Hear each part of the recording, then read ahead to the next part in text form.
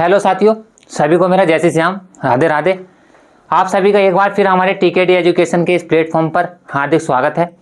जैसा कि देखो साथियों, हमारी स्टैटिक जीके की क्लास आती है रेगुलर, जिसमें 10 क्वेश्चन होते हैं। तो 10 को कम देख कर है ना, बूंद बूंद से ही क्या बनता है साथियों, तालाब बढ़ता है, एक घड़ा बढ़ता है बूंद बूंद से। तो 10 क्वेश्चनों में जो हमारा सार आप तक पहुंचाने का हमारा जो माध्यम है उसे देखो ना। तो ये जो 10 क्वेश्चन है, आप ये ना समझे कि री एग्जाम, कई सारे साथियों के कमेंट भी हैं कि ये उत्तर प्रदेश पुलिस के लिए खाली वैलिड है, री एग्जाम के लिए सर। तो साथियों, ये जितने भी वनडे एग्जाम में सभी में रामबाण पनेसिया का काम करेगा, बिल्कुल रामबाण का।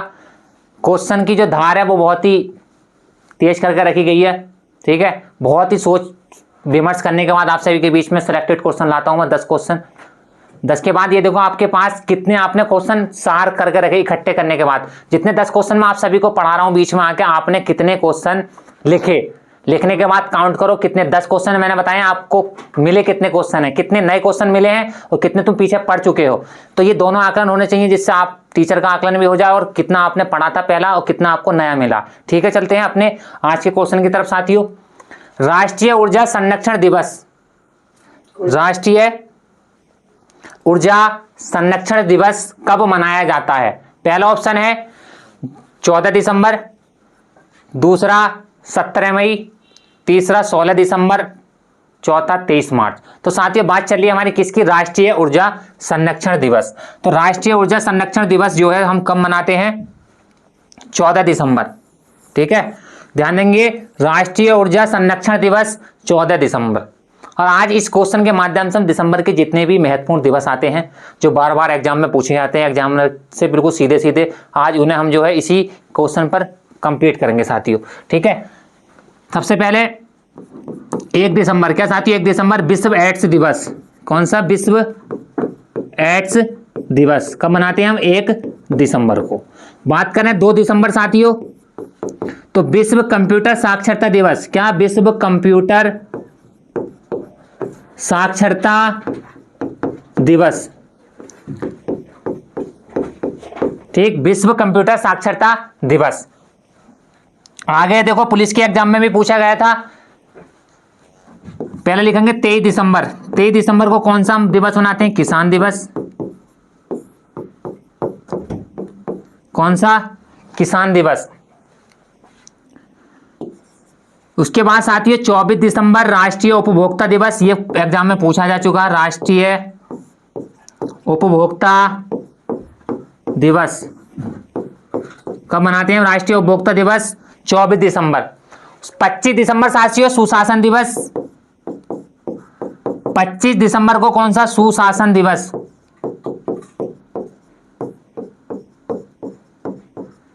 साथ ही अटल बिहारी वाजपेयी जी का जन्म 25 दिसंबर।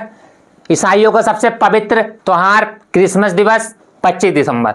साथियों एक बात यहीं पर क्लियर करना चाहते हैं, जो ईसाई जो धर्म है हमारा, इनके जो त्योहार होते हैं किस पर डिपेंड करते हैं? हमारे सूर्य पर। तो सूर्य पर जो डिपेंड करते हैं, तो हमारा सौर वर्ष 365 दिन वाला होता है, तो उसके अकॉर्डिंग इनका बिल्कुल निश्चित त्योहार है 25 दिसंबर को ही क्या पड़ेगा? क्रिसमस। हिंदुओं के अगर दीपावली 18 अक्टूबर को है तो अगले बार उससे चेंज जाएगी। शिवरात्रि अगर फरवरी 5 को है तो अगले साल चेंज जाएगी। मुसलमानों की अगर ईद मई 5 मई को है तो अगले साल चेंज। तो जो हिंदुओं और मुसलमानों के त्योहार होते हैं किस पर निर्भर होते हैं? चांद पर। ये क्वेश्चन पूछा भी जा चुका है, हिंदू और मुस्लिमों के त्योहार किस पर निर्भर करते हैं? चांद पर। तो चांद पर जब निर्भर करते हैं तो ये अगले वर्ष आने वाले टाइम में 11 या 13 वर्ष क्या हो जाते हैं? अगले जुड़ जाते हैं आने वाले वर्ष में। अगर 5 को तो आने वाले उसमें 11 या 13 वर्ष ऐड हो जाते हैं, अगला फिर चेंज हो जाता है। हिंदू और मुसलमानों का त्योहार किस में? चांद पर। और ईसाइयों के जो त्योहार है किस पे? सन पे। तो इनका बिल्कुल कंफर्म है 25 दिसंबर को ही सुशासन दिवस या क्रिसमस डे 25 दिसंबर को ही मनाया जाएगा, ठीक है। तो 1 दिसंबर विश्व एड्स दिवस, 2 दिसंबर विश्व कंप्यूटर साक्षरता दिवस, 23 दिसंबर किसान दिवस, 24 दिसंबर राष्ट्रीय उपभोक्ता दिवस, 25 दिसंबर सुशासन दिवस, 4 दिसंबर नौसेना दिवस, 4 दिसंबर नौ सेना दिवस, ठीक है। 22 दिसंबर गणित दिवस। क्या? 22 दिसंबर, 22 दिसंबर को कौन सा? गणित दिवस, ठीक है। साथ ही क्वेश्चन आता है नोबेल पुरस्कार किस क्षेत्र में नहीं दिया जाता? नोबेल पुरस्कार किस क्षेत्र में नहीं दिया जाता? तो गणित के, एकमात्र गणित के क्षेत्र में नोबेल पुरस्कार नहीं दिया जाता है। 6 क्षेत्रों में नोबेल पुरस्कार बंटता है। 1901 से नोबेल की स्टार्ट हुई थी साथियों। गणित के क्षेत्र में हम कौन सा पुरस्कार देते हैं? एबल। गणित के क्षेत्र में कौन सा पुरस्कार देते हैं? तो एबल। ठीक है, तो ये राष्ट्रीय ऊर्जा संरक्षण दिवस हम 14 दिसंबर को, ठीक है, और 1 दिसंबर विश्व एड्स, 2 विश्व कंप्यूटर साक्षरता दिवस। साथियों ये वह दिवस हैं जो आप सभी के बीच में आए, जो एग्जाम में कई सौ बार रिपीटेड क्वेश्चन हैं। ठीक है, तो एक और महत्वपूर्ण दिवस है हमारा 19 दिसंबर गोवा मुक्ति दिवस। गोवा मुक्ति दिवस, ठीक है, गोवा मुक्ति दिवस। एक महत्वपूर्ण दिवस मैं आप सभी के कमेंट के लिए छोड़कर जा रहा हूं, विजय दिवस। विजय दिवस कब मनाते हैं सभी साथियों कमेंट में देकर बताना है। और जितने ये साथियों हमने दिवस लिखे हैं आज के दिसंबर के, सभी मोस्ट ऑफ कई सौ बार परीक्षाओं में रिपीटेड है। गोवा मुक्ति दिवस 19 दिसंबर। गोवा की स्थापना किसके द्वारा होती है? पुर्तगालियों के द्वारा। सबसे पहले पुर्तगाली कौन आता है जो भारत की खोज करता है? कौन? Vasco D gamma. 1498 कालीकट और अब्दुल मजीद एक व्यापारी के माध्यम से और जमूरियन के पास पहुंचता है, उसका अच्छी तरीके से स्वागत होता है, वहां से मसाले लेके जाता है, उससे 60 गुना फायदा उठाता है, फिर 1502 में वापस आता है। उसके बाद में 1505 में इसका पहला गवर्नर आता है फ्रांसिस्को डी अल्मीड़ा। 1510 में अल्फांसो द अल्बुकर्क, जो यूसुफ गोवा का जो उस टाइम उत्तराधिकारी था उसे हराता है ना। उसके बाद हराने के बाद गोवा की क्या करता है? स्थापना। तो पूछा जाता है गोवा किसके द्वारा बसाया गया? पुर्तगालियों के द्वारा, है ना। और भारत में जो पुर्तगालियों द्वारा क्या लाया गया था? तंबाकू और प्रिंटिंग प्रेस। तंबाकू और प्रिंटिंग प्रेस की देन आज भी किसकी? हमारे पुर्तगालियों की। ठीक है, तो ये गोवा मुक्ति दिवस और विश्व एड्स दिवस 1 दिसंबर, विश्व कंप्यूटर साक्षरता दिवस 2 दिसंबर, किसान दिवस 23, राष्ट्रीय उपभोक्ता दिवस 24 दिसंबर, यह भी आ भी चुका है फिलहाल की परीक्षा में 25 दिसंबर, सुशासन दिवस या क्रिसमस डे। ठीक है, चलते हैं नेक्स्ट क्वेश्चन की तरफ। अगला क्वेश्चन है हमारा साथियों, पुस्तक 281 एंड बियॉन्ड। क्या? पुस्तक 281 एंड बियॉन्ड किसकी आत्मकथा है? पुस्तक 281 एंड बियॉन्ड किसकी आत्मकथा है? पहला ऑप्शन है कपिल देव, दूसरा सचिन तेंदुलकर, तीसरा बीबीएस लक्ष्मण और चौथा हमारा ध्यानचंद। तो 281 एंड बियॉन्ड किसकी है साथियों? हमारे VVS Laxman. Very very special Laxman, इन्हें शॉर्ट में बोल देते हैं, नाम कुछ और है लेकिन बी से वेरी वेरी स्पेशल लक्ष्मण। तो जो 281 एंड बियॉन्ड है ये किसकी पुस्तक है? बीबीएस लक्ष्मण की आत्मकथा है साथियों, ऑटोबायोग्राफी है VVS Laxman, very very special Laxman. ये भारत के पूर्व क्या है साथियों? क्रिकेटर हैं और अभी 2000 अंडर 19 जो टीम के हेड कोच के रूप में चुने गए थे VVS Laxman, very very special Laxman, आप सभी जानते हो। एक जिनकी आत्मकथा कौन सी? 281 एंड बॉन्ड। उसके बाद देखेंगे कपिल देव। क्या साथियों? कपिल देव, इनकी कौन सी है? Straight from the heart. ये यूपीएससी की परीक्षा में पूछी जा चुकी है, फ्रॉम द हार्ट। ठीक है, उसके बाद सचिन तेंदुलकर।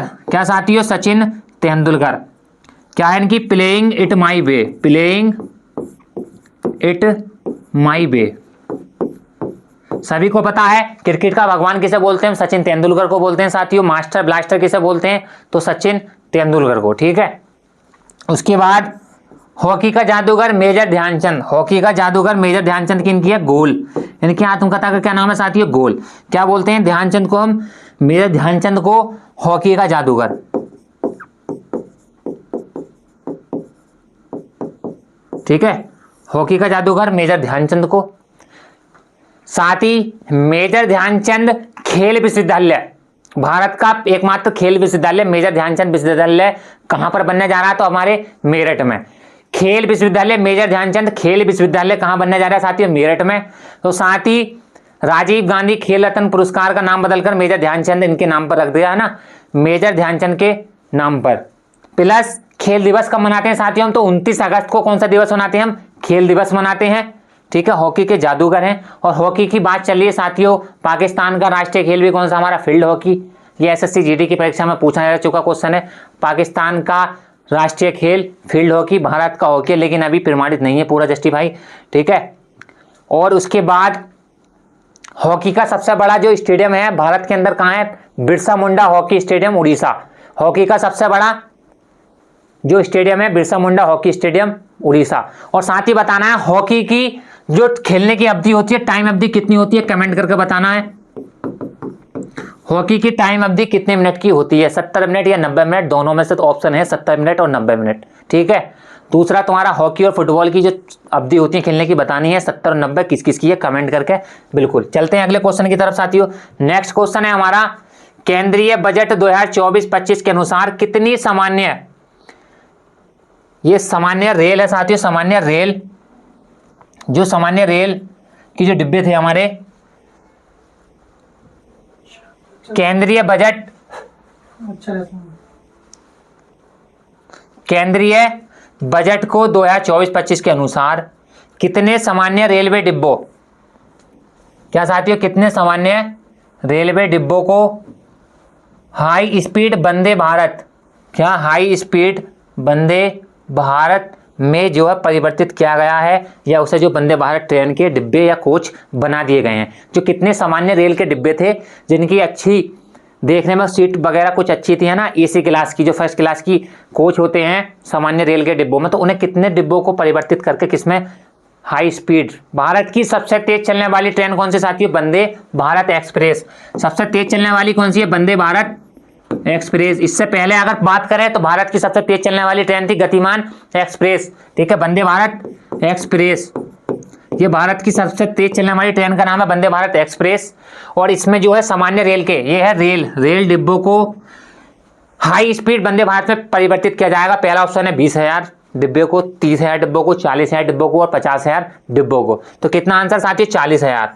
जो सामान्य रेल के डिब्बे हैं 40,000, उन्हें परिवर्तित करके किसमें बदल दिया, high speed Vande Bharat express में, ये ट्रेन में। ठीक है, इसकी पहली महिला पूछ लेगा, पहली महिला, फर्स्ट महिला ड्राइवर, पहली महिला ड्राइवर वंदे भारत ट्रेन की 1 लाख से लेकर 1.5 लाख समथिंग के आसपास इन्हें सैलरी मिलती है पर मंथ, जो वंदे भारत एक्सप्रेस ट्रेन को चलाते हैं। ठीक है, जो इसके लोको पायलट होते हैं, जो पायलट है ट्रेन के, उन्हें कितने 1 से 1.5 लाख के समथिंग पर मंथ सैलरी मिलती है। ठीक है साथियों, पहली महिला ड्राइवर है हमारी सुरेखा शंकर यादव, सुरेखा शंकर यादव।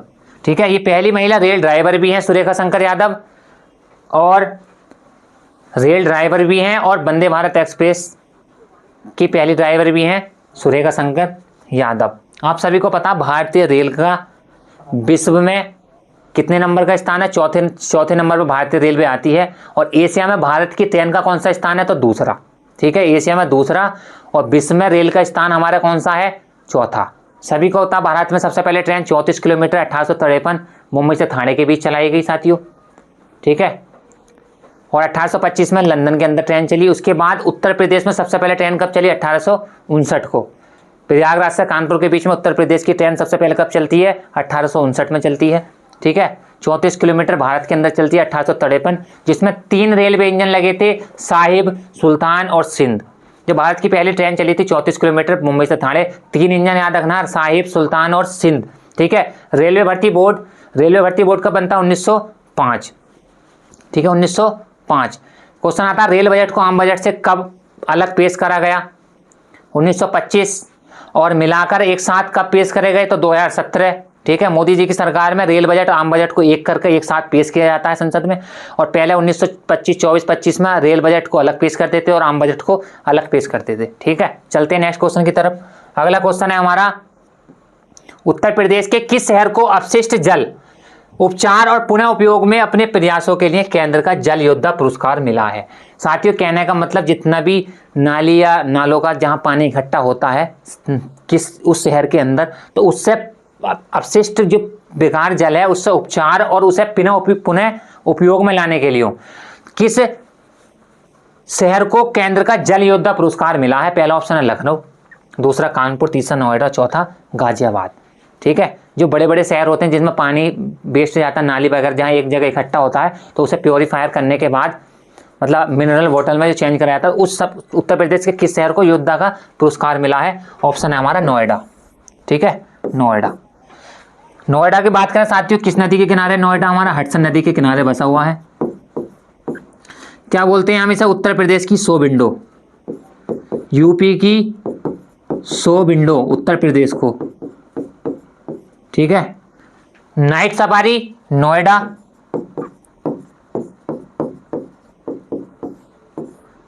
नॉलेज पार्क गौतम बुद्ध नगर नोएडा के अंदर आता है। नॉलेज पार्क भी हमारा। फिल्म सिटी उत्तर प्रदेश में, फिल्म सिटी भी कहाँ है? नोएडा। ठीक है।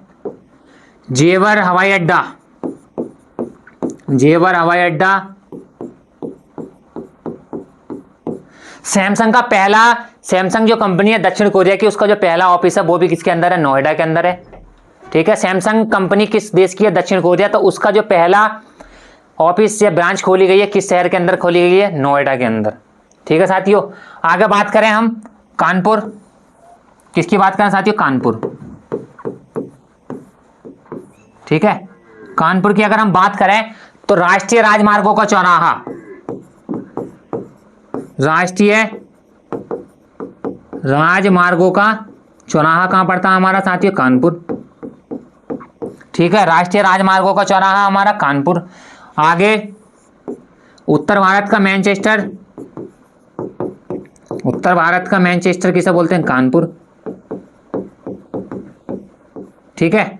बिठूर आश्रम, क्या साथियों? बिठूर आश्रम या वाल्मीकि जी का जो आश्रम है कहां पर है? बिठूर आश्रम। इसे बोलते हैं वाल्मीकि आश्रम भी है ना, वाल्मीकि, वाल्मीकि वही जिन्होंने रामायण की रचना की है। आश्रम भी कहां है हमारा? बिठूर आश्रम, कानपुर। कानपुर किस नदी के किनारे बसा हुआ साथियों? तो गंगा नदी। किस नदी के किनारे है कानपुर? गंगा। उत्तर प्रदेश की वित्तीय राजधानी, यूपी की वित्तीय राजधानी, उत्तर प्रदेश की वित्तीय राजधानी। ठीक है। राजकीय चरम संस्थान, क्या? राजकीय चरम संस्थान, राजकीय चरम संस्थान, ये भी कहां साथी हमारा? कानपुर। आईआईटी कानपुर। जेके मंदिर, झुग्गीलाल कमलापति अस्पताल और झुग्गी मंदिर, मतलब जेके मंदिर, झुग्गीलाल कमलापति अस्पताल भी है, झुग्गीलाल कमलापति मंदिर भी है, जिसे हम जानते हैं राधा कृष्ण टेम्पल के नाम से और बहुत ही फेमस है। परीक्षाओं में पूछा जाता है जेके मंदिर और जेके अस्पताल कहाँ पर है? तो कानपुर में। ठीक है। और किस नदी के किनारे है? गंगा नदी के किनारे हमारा कानपुर बसा हुआ है। ठीक है। और राष्ट्रीय राजमार्गों का चौराहा कानपुर। और चरम संस्थान हमारा, ये राजकीय चरम संस्थान कानपुर। दलहन के रूप में भी सबसे ज़्यादा दलहन वाला वो भी हमारा कहाँ है? कानपुर है। और उत्तर भारत का मैनचेस्टर हम कानपुर को बोलते हैं। ठीक है। लखनऊ नवाबों की नगरी, लखनऊ को जानते हो आप सभी। ठीक है। लखनऊ नवाबों की नगरी हमारी लखनऊ। और साथ ही बड़ा इमामबाड़ा, छोटा इमामबाड़ा चिकनकारी के लिए फेमस लखनऊ। और ज़्यादा से ज़्यादा संस्थान भी कहाँ है? लखनऊ। और एक बात कर लेते हैं अब गाजियाबाद की साथियों, जिसे हम बोलते हैं छोटी दिल्ली। छोटी दिल्ली के रूप में हम किसे जानते हैं? गाजियाबाद को। उत्तर प्रदेश के अंदर सबसे ज़्यादा सिगरेट का उत्पादन कहाँ होता है? हमारा गाजियाबाद के अंदर होता है। सबसे ज़्यादा घनी आबादी वाला शहर भी कौन सा? हमारा गाजियाबाद। ठीक है। आगे चलते हैं नेक्स्ट क्वेश्चन की तरफ। नेक्स्ट क्वेश्चन है, किसे पहाड़ों की रानी कहा जाता है? निम्नलिखित में से किसे पहाड़ों की रानी कहा जाता है? पहला ऑप्शन नैनीताल, दूसरा धनोल्टी, तीसरा मसूरी और चौथा अल्मोड़ा। तो साथियों पहाड़ों की रानी किसे बोलते हैं हम? मंसूरी। ठीक है। देहरादून से ऊपर जाओगे तो पड़ता है मसूरी, जिसे बोलते हैं पहाड़ों की रानी। ये तो पहाड़ों की रानी है। एक आता है पहाड़ों की मल्लिका। क्या साथियों पूछा जाता है? पहाड़ों की मल्लिका। मल्लिका शराबत नहीं, पहाड़ों की मल्लिका। अभी मल्लिका शराबत ले जाओ ना। पहाड़ों की मल्लिका किसे बोलते हैं हम? नेतरहाट। किसे बोलते हैं? नेतरहाट को पहाड़ों की मल्लिका। ठीक है। और साथ ही पहाड़ों पर जब हम जाएंगे, किसी भी ऊंचाई पर चढ़ते हैं तो क्या दाब क्या होता है हमारा? कम। ठीक है। जो प्रेशर है वो क्या हो? कम करता है, कम। तो पहाड़ों पर जो उचित भोजन के रूप में माना जाता है, क्या माना जाता है? मैगी। मैगी आसानी से बन जाती है पहाड़ियों को। ज़्यादा जितनी तुम ऊपर जाकर माउंटेन अराइव करोगे, पहाड़ों पर चढ़ना स्टार्ट करोगे, तो बेहतर खाना क्या है हमारा? क्या? मैगी, जो आसानी से बन जाए। अगर सीटी लगाओगे कुकर में, प्रेशर के कारण बहुत दाल तुम्हारी कच्ची रहेगी। 8 से 10 सीटी, अपने यहाँ नॉर्मल 4 सीटियों में दाल कंप्लीट हो जाती है, वहाँ जो है 8 सीटी भी कम है और फिर भी कच्ची रहेगी। तो इसलिए सुटेबल जो खाना है क्या? मैगी। और ऑक्सीजन लेवल में क्या आती है? गिरावट। अगर लेह लद्दाख आप घूमने चले जाओ तो वहाँ ऑक्सीजन लेवल की क्या आई? कमी। और क्या बढ़ता है? वायुमंडलीय दाब जो है वहाँ कम हो जाता है, ऑक्सीजन बढ़ जाती है ना। ऑक्सीजन लेवल क्या होता है साथियों? डाउन, जिससे सांस लेने में आदमी को क्या पड़ती है? दिक्कत। बहुत सारे जो साथी हमारे माउंटेन पर पर्वतारोही होते हैं, चढ़ते हैं, तो उन्हें जो ऑक्सीजन लेवल कम होने के कारण उनकी आकस्मिक मृत्यु हो जाती है साथियों, है ना। तो पहाड़ों की रानी हमारी मसूरी है, और पहाड़ों की मल्लिका नेतरहाट। आगे चलते हैं नेक्स्ट क्वेश्चन की तरफ। किस स्वतंत्रता सेनानी को भारतीय क्रांति की जननी कहा जाता है? किस स्वतंत्रता सेनानी को भारतीय क्रांति की जननी कहा जाता है? पहला ऑप्शन है सरोजिनी नायडू, दूसरा एनी बेसेंट, तीसरा मैडम भिकाजी कामा, चौथा अरुणा आसफ अली। तो भारतीय क्रांति की जननी किसे कहा जाता है? तो हमारी है मैडम भिकाजी कामा। कौन है भारतीय क्रांति की जननी? मैडम भिकाजी कामा। और साथ ही सरोजिनी नायडू को किस नाम से जानते हैं? भारत कोकिला।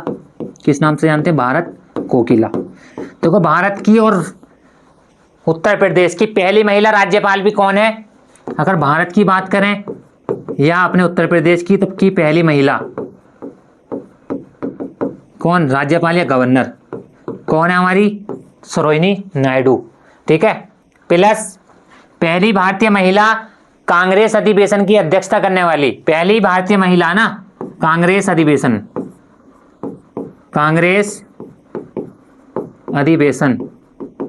ठीक है, कांग्रेस अधिवेशन में पहली भारतीय महिला। देखो भारतीय महिला, ध्यान रखना कांग्रेस अधिवेशन की अगर महिला पूछे तब आंसर चेंज हो जाएगा एनी बेसेंट, लेकिन शब्द में जुड़ कहा जाए भारतीय महिला। कांग्रेस अधिवेशन की पहली भारतीय महिला कौन है हमारी? तो सरोजिनी नायडू। ठीक है साथियों। कब करा था? 1925। और कहां पर करा था? कानपुर। ठीक है। 1925 का कांग्रेस अधिवेशन, पहली भारतीय महिला सरोजिनी नायडू, जिन्हें किस नाम से जानते हैं? भारत कोकिला। एक पुस्तक और आती है, कौन सी इनकी पुस्तक? Broken wings.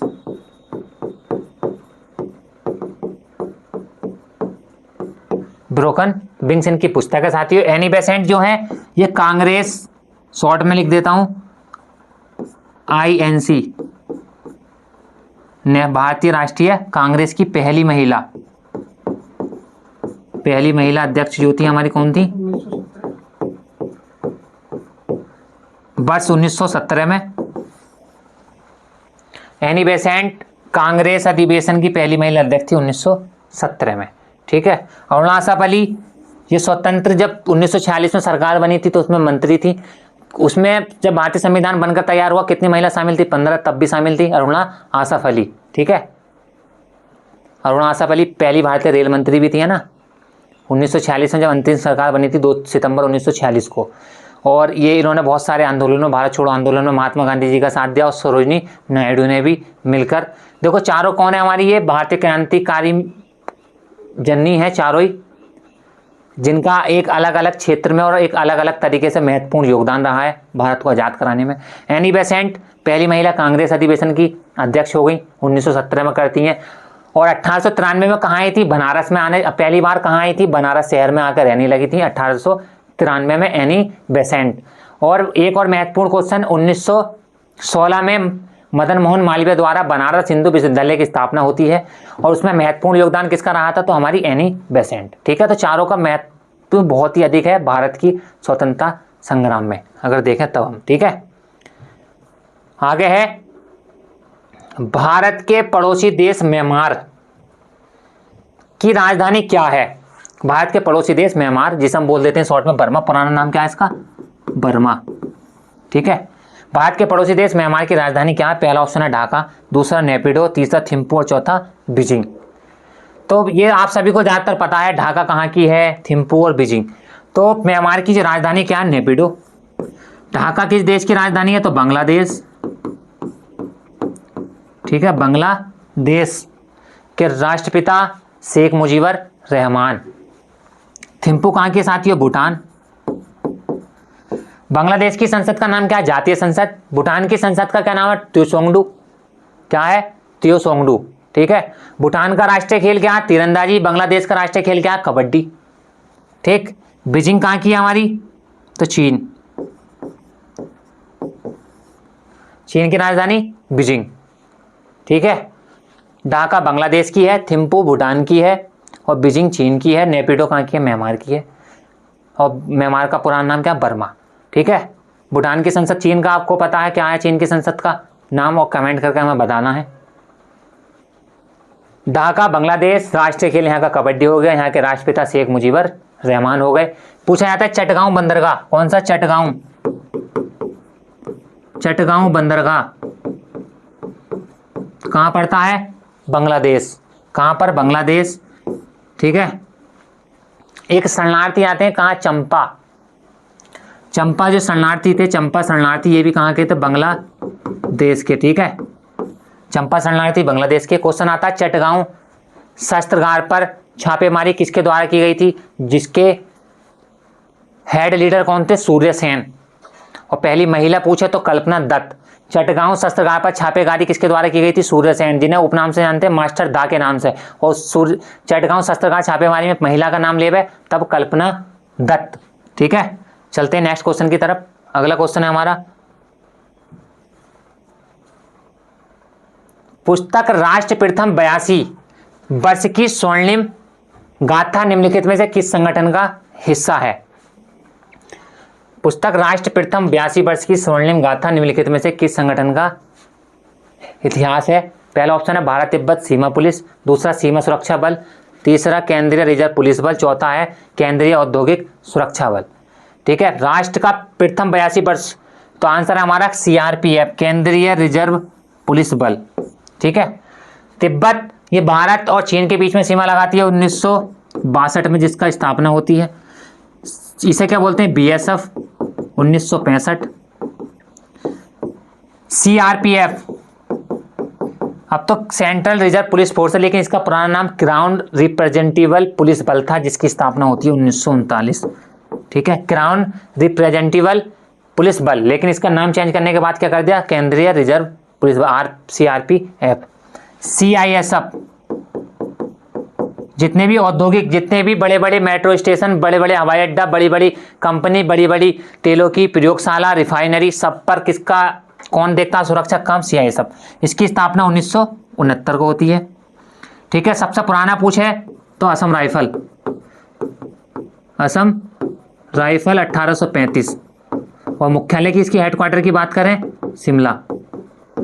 ठीक है, बाकी इनके सबके मुख्यालय कहाँ है, हमारे नई दिल्ली। ठीक है, नई दिल्ली।